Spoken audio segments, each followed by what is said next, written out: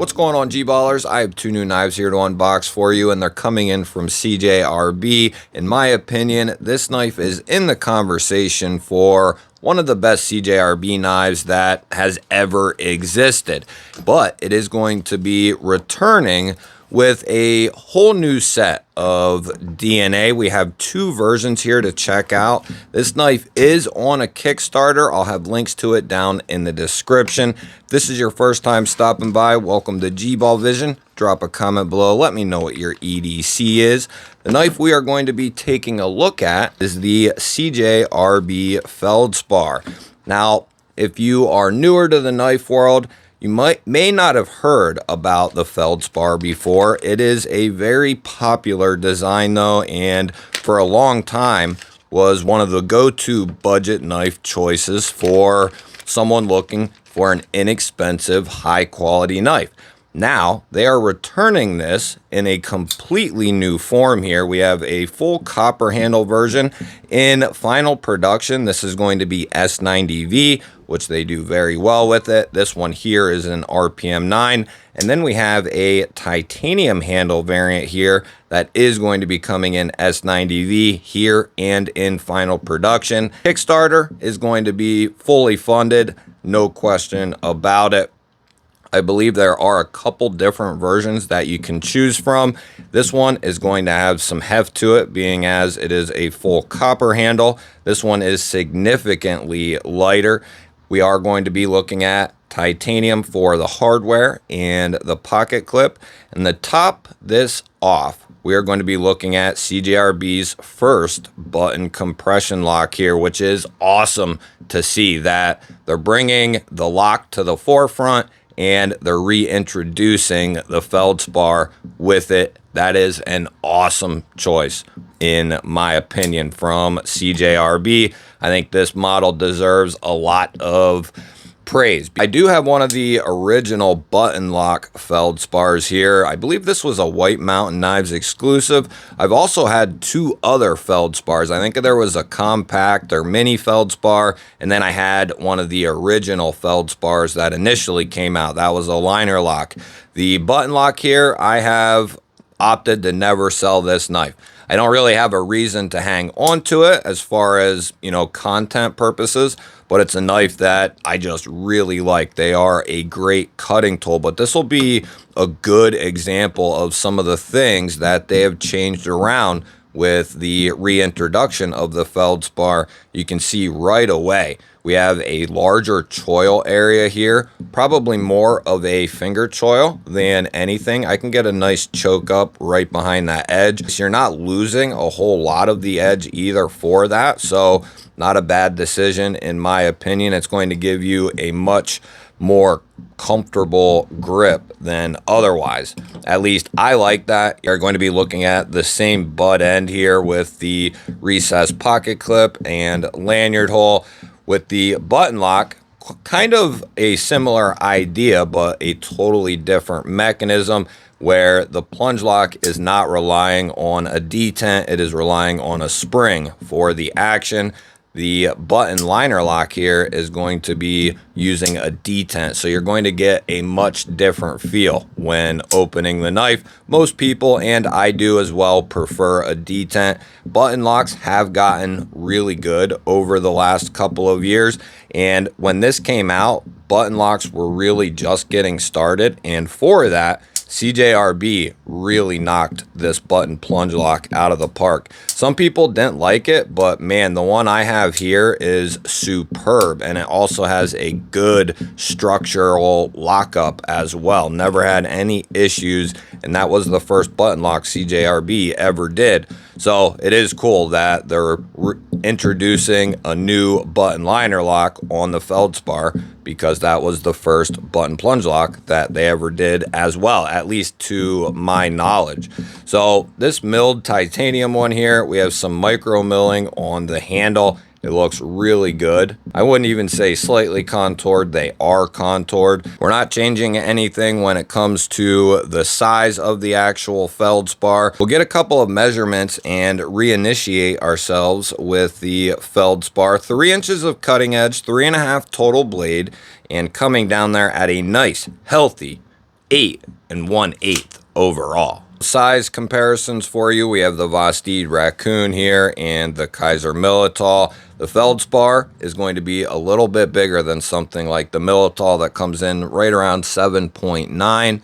Feldspar is going to be just a little bit beefier. Up against the Tenable Eagle Strike and the new Elite Rhino from Off Grid, going to be quite a bit smaller than the Elite Rhino, but very comparable to something like the Eagle Strike. The Eagle Strike is just a touch longer, but I would say that's a very close comparison. We'll grab our 50 ways baked in GBall Vision Hank here and take a look at this pocket clip. If you didn't know, CJRB and Artisan have one of the best aftermarket or milled tie clips that you can get your hands on. They're typically like 13 to 15 bucks, which isn't too bad. It's not really good, but it's not bad in, you know, the titanium world. And you can put this clip on all their models that have this standard top bottom torque setup, and it'll work on quite a few other models out there as well. It's a great clip. It leaves a little bit poking out of the pocket there, which many of you know. I prefer that. It's going to look clean. It's going to work well, and it's going to be left-hand friendly. So that is an excellent job on this kind of final production prototype. We'll get the Arch Nemesis off the shelf and we'll give both of these a weight check. Now, I like to guess the weight of the new knives that come into the channel, and I invite you to play along. We'll start off with the titanium variant here, and I noticed there's no internal milling on the show side, but we do have a recess for that liner that is coming out, so there's going to be some weight relief in there. It feels pretty good. It does have a little bit of heft to it. I'm going to say it's above 4. We got 3.5 inches of blade. I bet it's up there around 4. 4.1 maybe. Ooh. Okay, I'll take it. 4.3. 4.3, 4.4, and 124 grams. This copper one here is distinctly heavier. I don't even know what to give this a gander at. Let me know what you think. I'm going to say, so this was 4. Does it feel twice as heavy? Let's say 7.6. I'm just throwing a number out. 7.6. Oh, it's not that bad. 6. Okay. So that's somewhere up.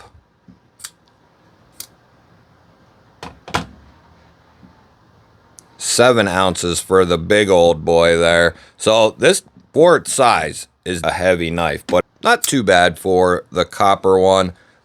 Titanium is going to be a lot lighter. We'll get the calipers out here and get a couple of measurements on our handle and blade.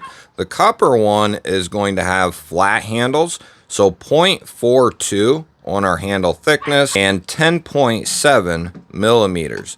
We'll go to the contoured one, and that's 11.7 millimeters, 0.46 on the handle thickness. We'll go to the blade stock here, 122 thousandths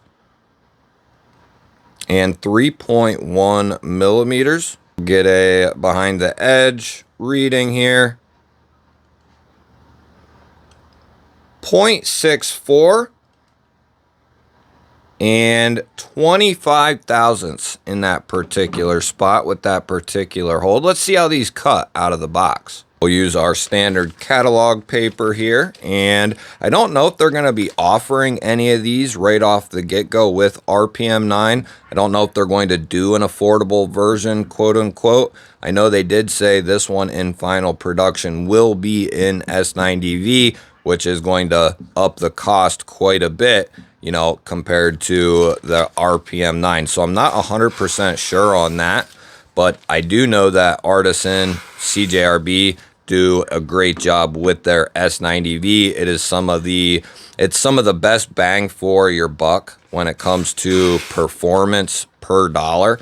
And you can get some good S90V from CJRB and Artisan for not a ton of money, which means you can get very good performance out of your knife. You're going to get good corrosion resistance, insane edge retention, and good enough toughness for a folding knife, right? So going to do well. The RPM 9, if they do a budget version, I think it would also be very successful. Like I said, I'm not sure exactly how they're going to work that. I'm assuming this one will be one of the most popular ones. Get into a hardware check here. T8 on the pivot, T8 on the body screws. We are going to be looking at T6 on the pocket clip. I don't know if that's because they couldn't do T8 there for one reason or another. I look for them to eventually jump to T8. That's what I think everyone would like to see. We'll run these through a couple of checks here, make sure everything is as it should be. They're both nicely centered up, and the detents are spot on both of them. Nice and strong, exactly what you would want. I'd say this one feels a little stronger.